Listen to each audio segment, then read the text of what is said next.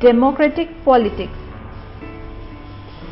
This new system of local government is the largest experiment in democracy conducted anywhere in the world.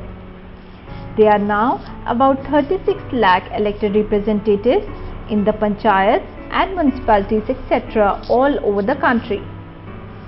This number is bigger than the population of many countries in the world. Constitutional status for local government has helped to deepen democracy in our country. It also increased women's representation and voice in democracy. At the same time, there are many difficulties. While elections are held regularly and enthusiastically, Gram Sabhas are not held regularly. Most state governments have not transferred significant powers to the local governments, nor have they given adequate resources. We are thus still a long way for realizing the ideal of self-government. Let us once again go through the chapter Federalism. It is a system of government in which the power is divided between a central authority and the various constituent units of the country.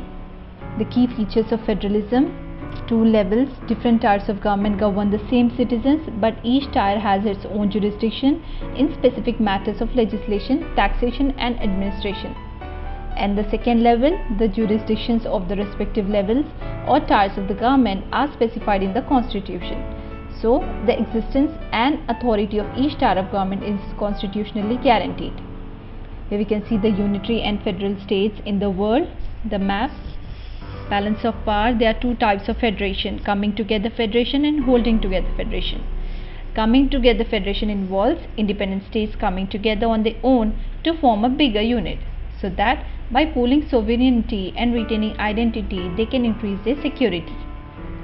Whereas in holding together federation, the central government tends to be more powerful with regard to the states. The Indian Federation, Union List, State List and Concurrent List.